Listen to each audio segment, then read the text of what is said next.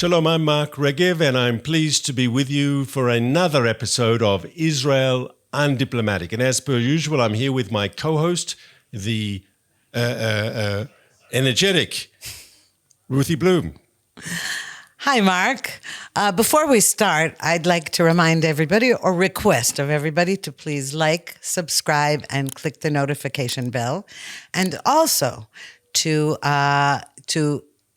inform everybody that JNS is going to have its first inaugural annual policy conference, international policy conference, on April 28th at the Waldorf Astoria in Jerusalem. And you can register at the bottom of the description on this video. So, Mark, let's get to it.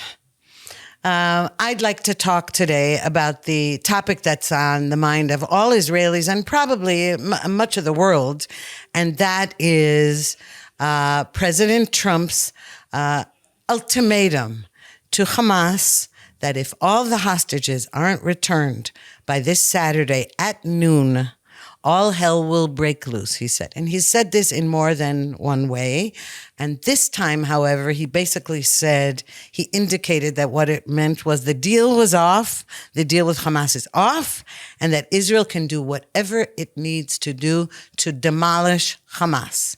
So, but in many ways, it's a bit of an ultimatum on the cheap, because Ruthie, he said, Israel can do what it wants. Without specifying what we could or couldn't do. And I think there's a tough choices here for Netanyahu, because the American president has said to him, you know, if all the hostages don't come out, and he's used the word all, yes, on this coming Saturday, then all hell can break loose. But there's a deal in place that the Trump team also was part of and helped negotiate. Steve Witkoff was part of it. And that says 3 people are supposed to come out on Saturday. And so the question is, does Netanyahu abide by the deal agreed with, or does he go with what the president has said, which says unless they release everyone on Saturday, which everyone knows is not going to happen. I can't see any likelihood of that at all happening. We go back to war. Now, it's clear if Hamas doesn't release any hostages on Saturday, we're back to war. The ceasefire is over. That's 100% clear. But if they release 3 people and they say the following week they'll release another 3, in the first phase of this deal, they're supposed to release an additional 9 Israeli hostages. And there's a question here. To what extent are those 9 lives worth continuing the deal for the time being? No, let's be more accurate. By the end of the 6-week ceasefire, there were going to be a total of 33 out of 79 or something hostages released. Hamas already announced that 8 of those 33 are dead. Correct. Now, what's remaining are 17. And so what we know is, according to Hamas, 9 of those 17 are alive. So what happened after but listen, Trump didn't just announce that out of the blue. He announced that ultimatum for 2 reasons. The first was that Hamas released 3 hostages who looked like they had just come out of a concentration camp, although all the hostages were abused and tortured and all kinds of horrific things done to them, and we know that already.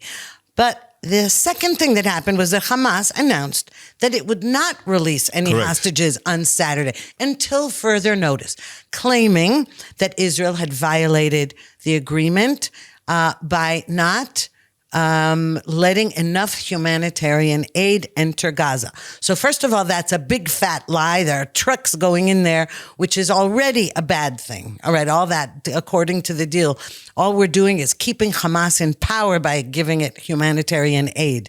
And that is one of the worst parts of this deal.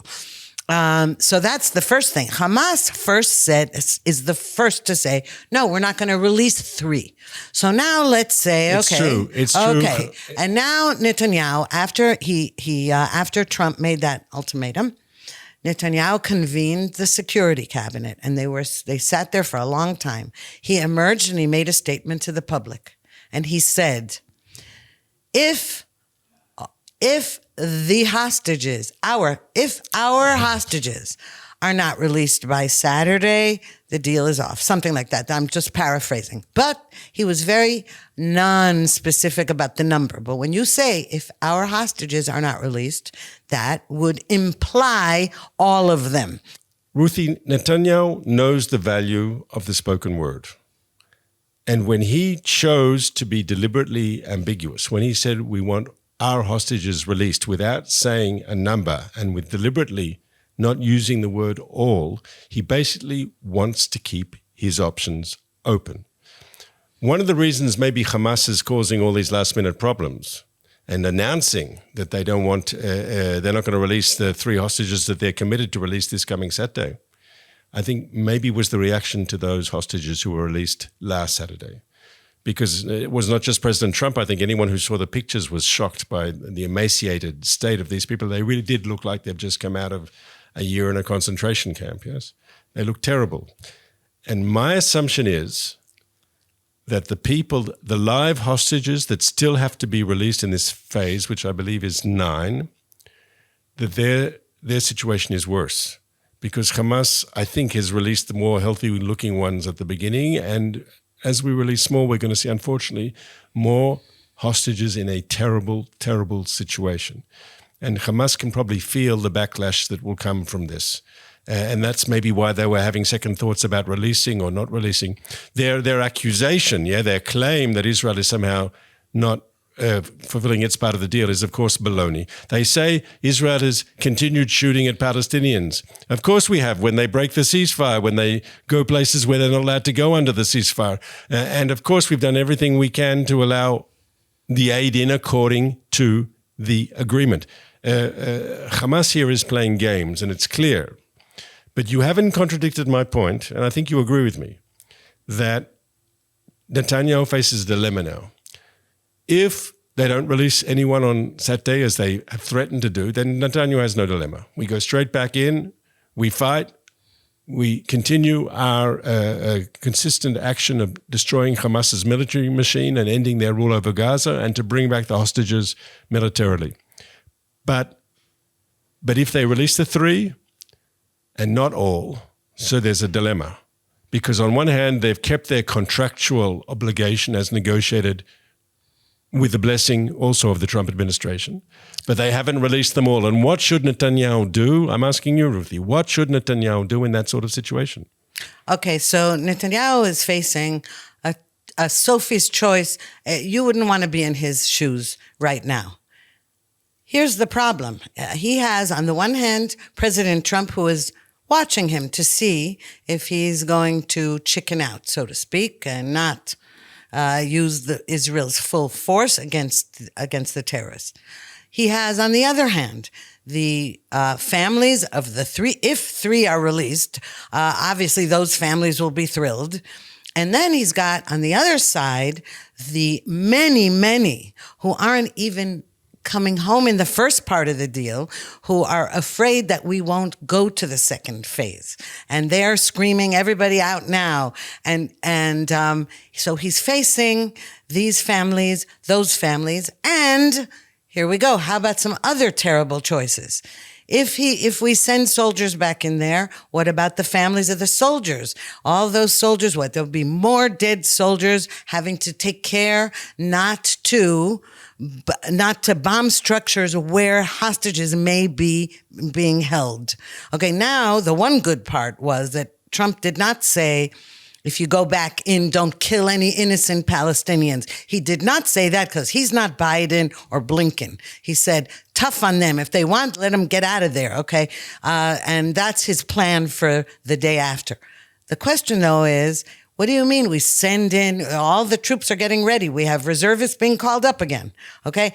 To do what? If we don't have control of the Netzarim corridor, which we've already left? No, it's clear. It's clear. If they break the agreement. You say it's clear. I say, is it clear? Yes. Do we then retake everything and then we go back in? Now, we were told, we are hearing reports that it's very likely that if that's the scenario, that Hamas will then begin attacking Israel again. Hezbollah will will try to attack from the north. And the Houthis have warned that if we go back in, they will resume. So, Ruthie, the Houthis have warned and they could well come back in with their missiles. Hezbollah agreed to a ceasefire with Israel before there was the ceasefire with Hamas. The two are not related. So it's not clear at all that Hezbollah would rejoin the war. They have every reason not to do it. They have no justification in Lebanon whatsoever. They were beaten. They no longer have the Assad regime supporting them and supplying them with weapons. I can't exclude the possibility. Israel has to plan for worst case scenarios. That's the job of the military. That's the job of the government. But having said that, I think the chances of Hezbollah rejoining the fight are much, much lower. It's clear to me that if Hamas breaks the deal and doesn't release what it committed to do this coming Saturday, then Israel, all bets are off. We can go back to Netzarim. We go back to Philadelphia. We can go wherever we want. The minute they break the agreement, it's from Israel's point of view, we are free to do whatever we need to do in Gaza to destroy Hamas. Okay, so here's the next scenario. 3 hostages are released and they're in dire straits. Okay, 3 are released. Then what? And then we wait. Trump said, none of this dribs and drabs anymore. 3 here, 2 there. No. So here's what I'm going to ask you. Okay, 3 come back. And then Netanyahu says, okay, well, they kept their part of the bargain.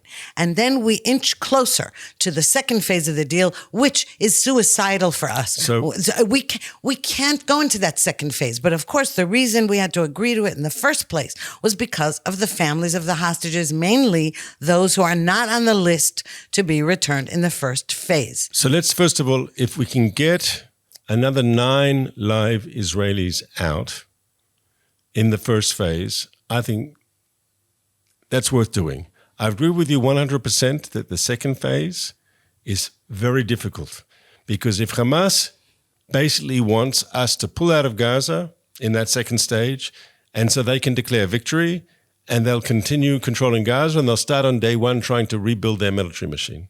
Okay? And Israel can't agree to that, full stop. And I'm very, as much as I'd like, everything to succeed, I don't think it's a realistic expectation that this second stage is going to work. But at least if we can get people out now in the first stage, we should be implementing the first stage. We should get everyone alive that it's possible to get them out. If we can get some of the bodies out also, that's good and important for the families.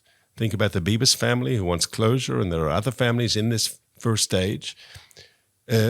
So this agreement could fall apart this Saturday if Hamas doesn't fulfill its obligations. It could fall apart next Saturday if they choose then not to keep their obligations, or it could go all the way through to the second stage. Which would be a disaster. We shouldn't have signed this deal to begin with. But that's it's a water under the disastrous bridge. deal. That's water under the bridge. It's water under the bridge, but it's now coming closer. So here's the thing. Really, as I said, I don't envy Netanyahu, and I don't know what I would do in his shoes. And I don't know what I would do if I were the parent of a hostage. I cannot say, all right? I do know, as a parent of a reservist, how I feel on that end. I do feel that all those soldiers who died, they better not have gotten killed in vain. And you said Hamas will consider it a victory if the second phase goes through? No, if the second phase, because the second phase is open. The second phase, right. You know what Hamas is demanding. But they won't even have to consider it a victory. It will be a victory for Hamas. Listen, Hamas is already, look at what they're doing. We said we've destroyed most of their military capabilities. Look at them. They keep recruiting new terrorists. Look at the droves of Hamasniks who come out to jeer at the hostages being released. Look at the children in their headbands and their military fatigues. That place is a hornet's nest. And that's why Trump said afterwards, we're emptying out that place and we're going to level it to the ground. Good for him, because that's exactly what should happen. And that's exactly what he's working on. But I fear that he will lose all respect for Netanyahu if he says, okay, fine, so 3, all right, so we won't do anything. I have a feeling. Now, what we could do, I would say, is if 3 come out, we can take the opportunity of all the violations Hamas has done so far, like terrorists approaching the fence, the border fence, and we say the three came out, and now no more humanitarian aid into Gaza. We have to change that deal, whatever it is. We have to. With the humanitarian aid, we cannot beat the terrorists. We cannot. So I disagree, because if we wait until this weekend to get three out before we do anything, then the same logic says let's wait for the next week to get another three live people out, and another week. In other words, if you're saying it's worth waiting to get three out, it's surely logical to say let's wait another week to get more people out.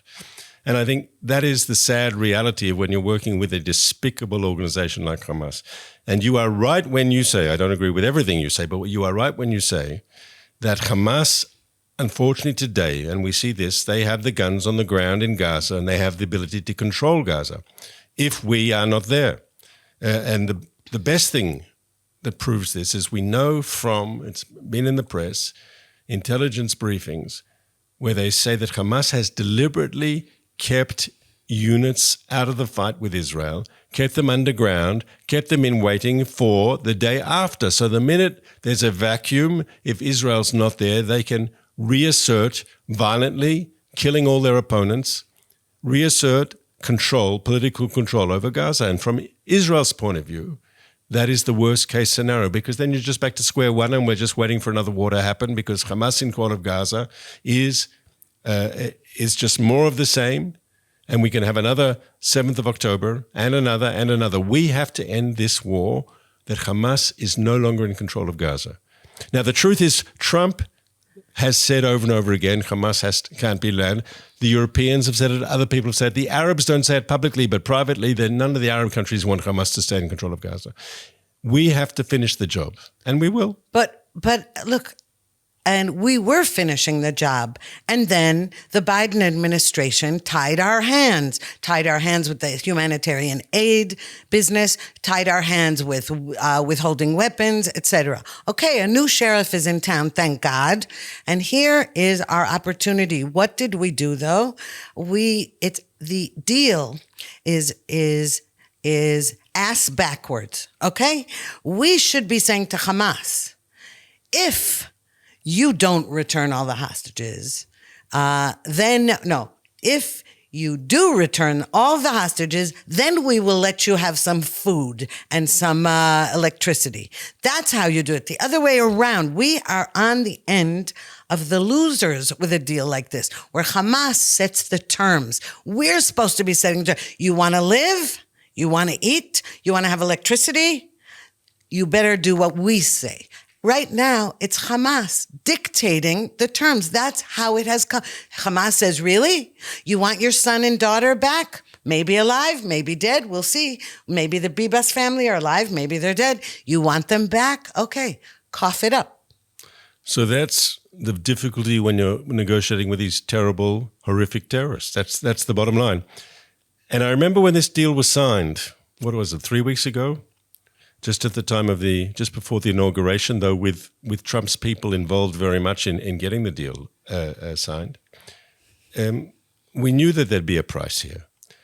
But Israel decided to, at this stage, while, there are three goals of this war in Gaza. One, destroy Hamas's military machine. Two, end their political control of the Gaza Strip and get all the hostages out, and all of them are equally important.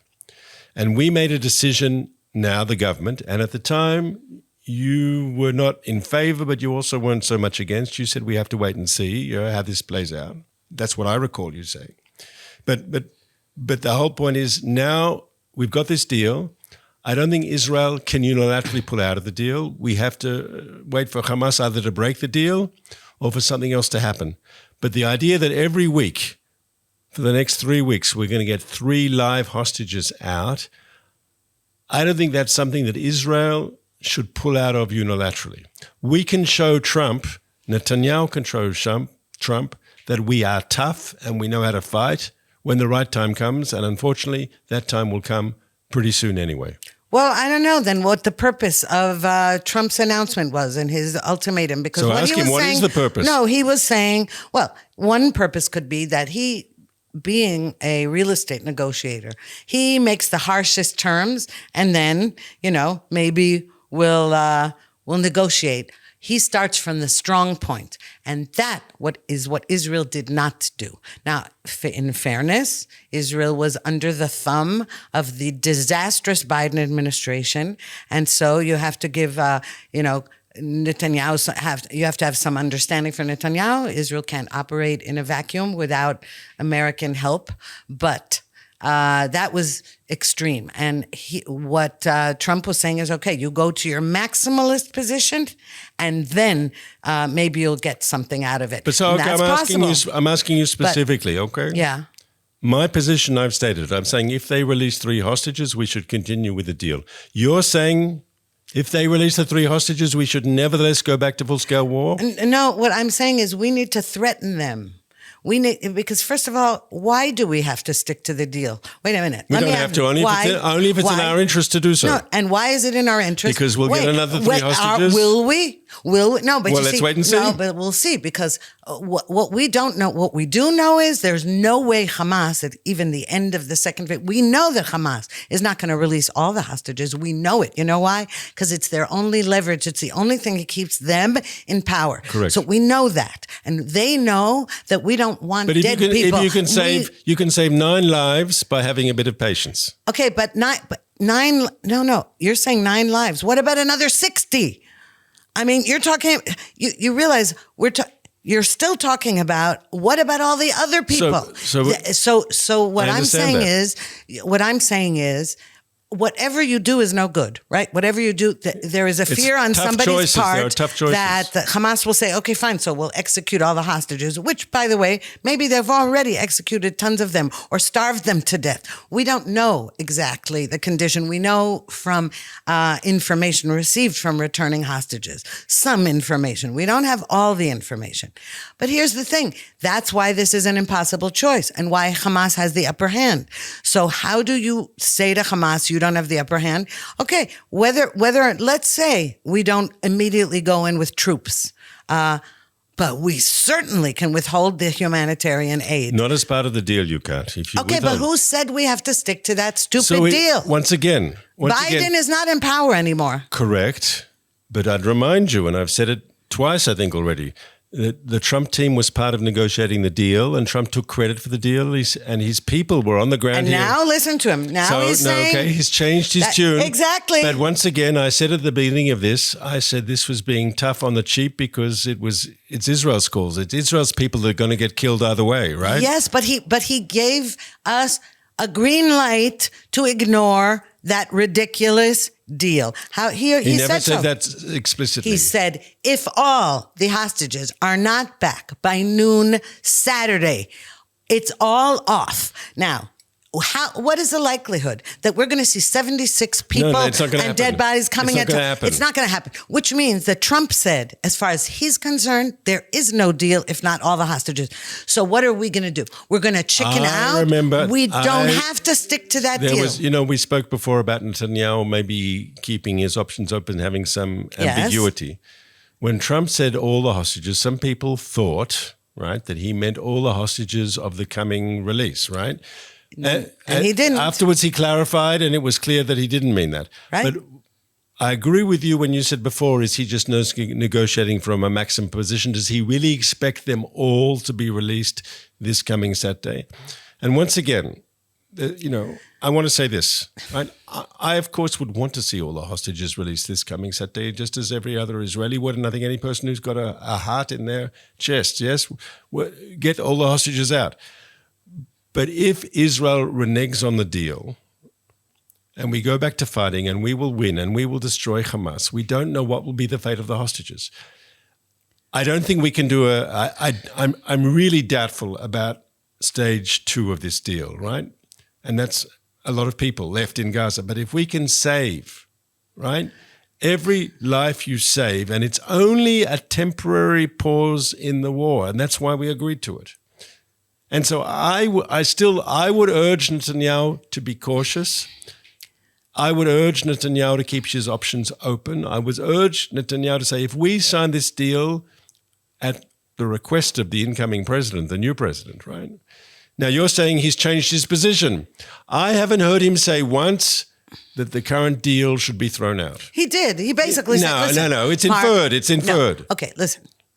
He said, if they're not there by noon Saturday, all the hostages, there is no deal. What he's doing now, he's doing a very important thing. He knows not all the hostages are going to be returned. So what he's doing is he's switching the balance of power here. It is not that, okay, we'll have a ceasefire and you'll be nice to us and give us in dribs and drabs 3 people and 3 other people and 3 people who are at death's door and then a few dead bodies. No, what he's saying is, no, we say, you get those 3 people on Saturday as you agreed to. And in the meantime, if you want, you get or 9 people or whatever number or all of them. And in the meantime, no humanitarian aid is going into Gaza. If you want something from us, you've got to beg for it, not the other way. We're the beggars. We're the beggars. We have to tell them, you either do that or you get your electricity shut off. So I think that those sorts of threats we should save for either when Hamas breaks phase 1 of the deal or when the negotiations for phase 2 break down. But as long as you've got momentum, right, where they are releasing more and more Israelis, which they're committed to do, if they do it or not, we'll have to wait and see. I would think it's a mistake to pull out, though once again, I'm sure there are conversations. I mean, our whole conversation is being based on what Trump is saying publicly, on the assumption that there is talk constantly going on that we're not privy to. Both of us are out of government, yes? That what is the Trump administration actually saying? Are they saying, they could theoretically be saying, there could be a conversation, let's say, between the new national security advisor in Washington and someone like Ron Dermer in Israel, and they could be saying something like Trump is by saying this is putting pressure on Hamas so that they will follow through on the deal and not renege, right? And you don't know what they're saying privately. No, we don't. No, we don't know what they're saying. And I also suspect, here's another possibility, that this is also Trump's pressure on Netanyahu. It's a kind of pressure, not at all like the Biden's pressure, no, of the opposite kind. This is the kind that reminds me of, that Trump had 2 issues personally with Netanyahu, not with Israel. Trump never had a problem with Israel, but with Netanyahu specifically. One was, whether this is true or not, he claims that Netanyahu chickened out at the last moment, helping America assassinate Qasem Soleimani. And the second was when Biden was elected, President Netanyahu called to congratulate him, which, of course, he had to do. But both of those things caused Trump to be pissed off with Netanyahu. And now it seems like the honeymoon is back. I have a feeling that this statement he made when he said all that, and then he said, of course, Israel can override it. I heard that as a message to Netanyahu.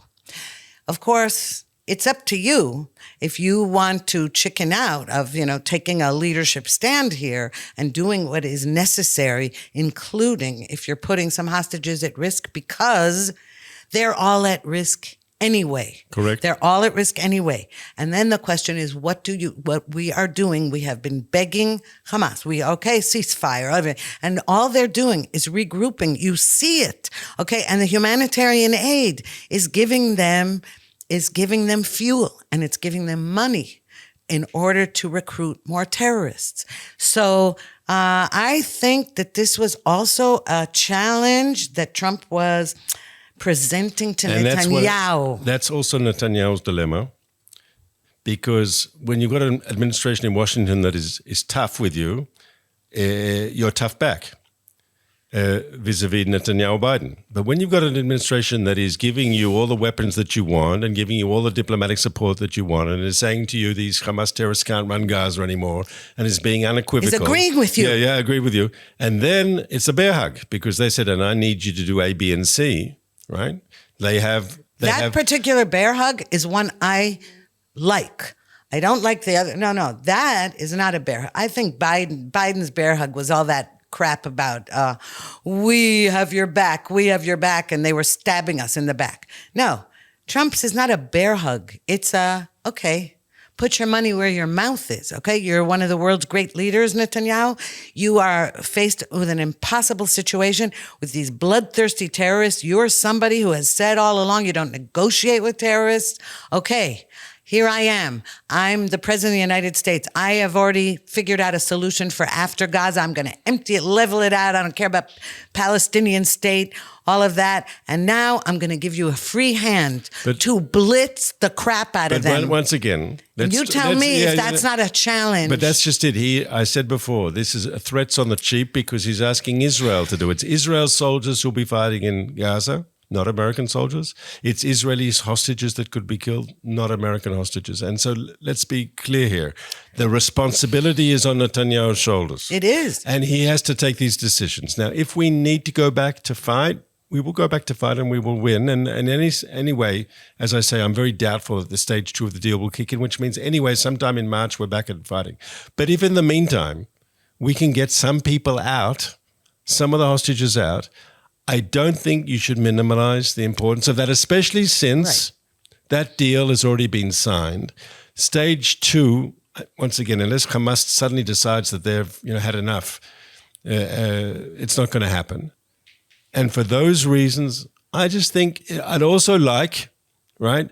I don't want a situation where you get some people saying to Israel, you broke the deal, you agreed to this and you're moving away. Oh, who cares what some people say about Israel? The world has been against Israel from the beginning. Trump does not say that. Okay, excuse me, what do you mean? Some people will say, no matter how many trucks went into Gaza, the world said that we were committing war crimes and genocide.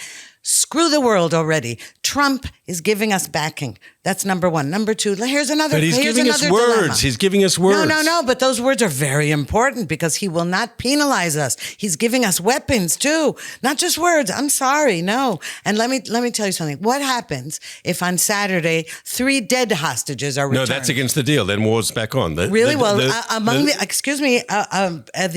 next 17 hostages, Hamas has said 8 are dead. So some of but they these have returns to are release. The deal says specifically they have to release the live people first. The deal said specifically start with the women and then the men. And once again, we saw the 3 men who were released just now, and we saw the state they were in. And I am very worried about the state of the other live people who will be coming out shortly. And I think we should all be worried. Who knows what gruesome things they've had to go endure. With. We know. But I still think the deal has been signed. If Hamas continues to release hostages in the framework of stage 1 of this deal, I think there has to be a very serious reason not to do so. Because once again, how many people have we got out? We got out all the live women apparently. So we have to presume that all the women who are left in this stage are unfortunately not among the living. And we've got apparently another 9 men that we can get out alive. That's also one of our war aims, to get the hostages out. I think there's no contradiction between, at this stage, prioritizing the hostages, and when we need to go back and finish off Hamas, we'll do that. No, I agree that we have to save every life we can. I agree with that. But what I don't agree is that Hamas is dictating that. Hamas said on Sunday or something, Hamas said, sorry, we're not returning hostages. No, and if they don't do that. No, but what I'm saying is, if they don't do it, the war's back on. But I mean, the minute they said that, we should have said, okay, no trucks going in. Don't you understand? They're calling the shots. And even you're saying, so what you're saying, if they do give us 3 back, oh, thank you. Now we're not going to penalize them in any fashion. And, I understand, but they understand that's our dilemma. They know that we care about every human being who's in their clutches, dead and alive. They know that, and they see the protests, and Netanyahu sees them, and he knows that it breaks our hearts. That's why Hamas has the upper hand. You can say we'll win and we'll beat them and we'll that. No, as long as they have the upper hand, we haven't beat them. We haven't. And not only that, but you think all the jihadists in the world are saying, look, that's what you do. You take hostages from the West, especially Israel, because there are other Western countries, I think, that would not be as desperate over each single hostage. That's what you do. And it works because the mere thought of somebody being killed, an innocent person being killed, they can't take it. Not only that, soldiers as well. So what I'm saying to you is whatever happens here is no good. All right, because, but the good part was that Trump said, whatever you have to do, if you need to do it, whatever tough decision you need to make, go for it. And that means not once did he say no collateral damage in Gaza. But but also not once did he explicitly say the current deal should be abandoned and Israel should go all out. He basically said basically it's inferred. That's why I think what are the communications between Jerusalem and Washington, what's privately being communicated, that's crucial, and I'm sure that will guide the Israeli government.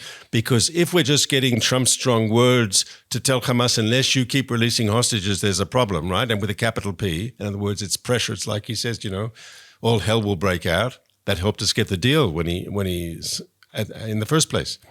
Or is he serious? And only that will be discussed privately. Okay, but here's what I'm asking you again. Okay, so you say we have to save every life we can. Okay, so let's say 2 hostages are returned on Saturday, not 3. That's broken the deal. Oh, really? And then you say it's okay for us to go? Yes, because that's a direct violation. But then aren't you then endangering the rest of the hostages? No, once again, there's a deal that has been signed. But they've Good already deal, violated. bad deal, They've already violated the deal. They've already violated it. By what? There are terrorists approaching the border, approaching the border fence. We shoot them. But they violated the deal. Also today, there was a drone.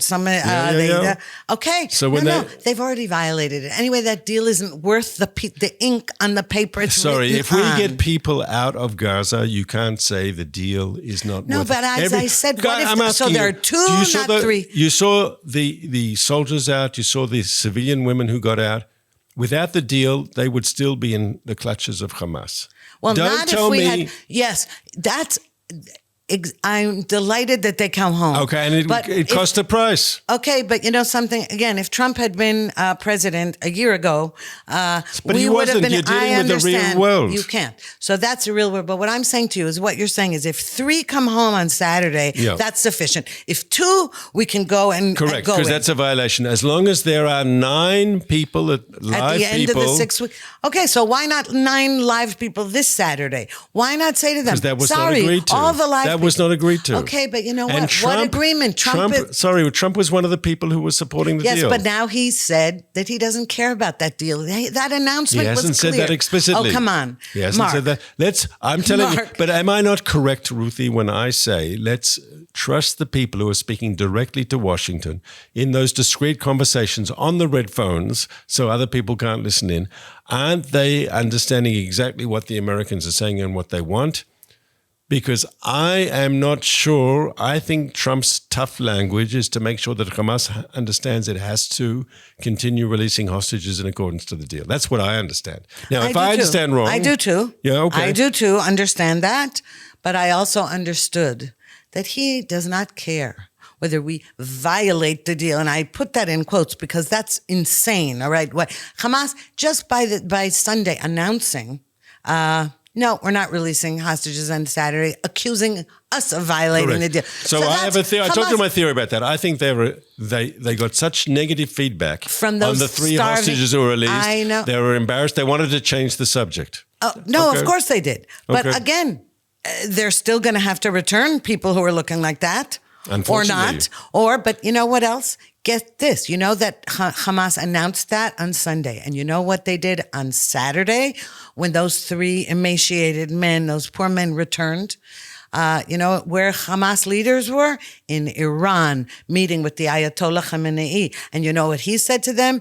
Good for you. He praised them. They went there to celebrate the anniversary of the Islamic Revolution in 79, and the Ayatollah Khamenei praised them for how they've been handling this. And then Sunday, they said, we're not releasing any. So you tell me that's not a violation of the deal? Come on, Mark. So once again, from my perspective, the only important thing is, are they releasing people or not? And if they continue releasing people, we have a real dilemma, because then I think to break the deal, everything else is rubbish. Are they releasing hostages as they are committed to? I'm willing to tolerate all sorts of things. That's the only thing I'm unwilling to tolerate, because that's the only reason we did the deal in the first place, right? Everything else is secondary.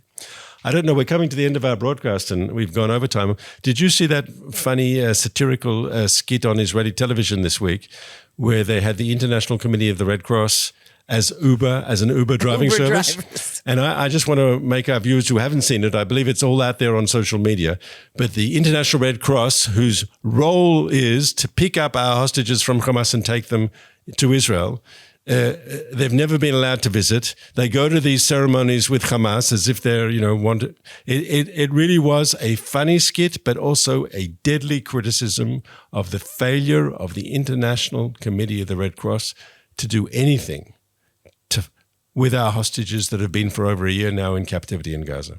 Absolutely. These international institutions, and Trump is going after them, and good. Okay. They are appalling. They deserve no money. They are in cahoots with terrorists.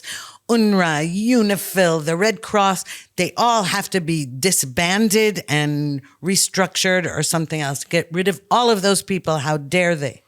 So I'm not sure I agree that get rid of all of them, but here the International Red Cross has to answer some difficult questions. And we'll be asking those questions when we meet again next week for the next edition of... That's right, Mark. Looking forward to it. Me too.